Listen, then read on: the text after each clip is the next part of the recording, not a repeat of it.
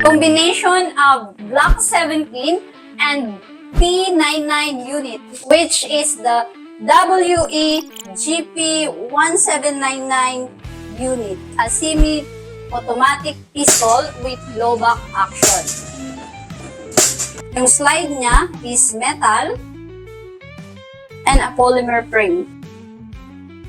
And then, meron siyang rear serration para smooth yung pagkasa. It has also a GP1799 markings.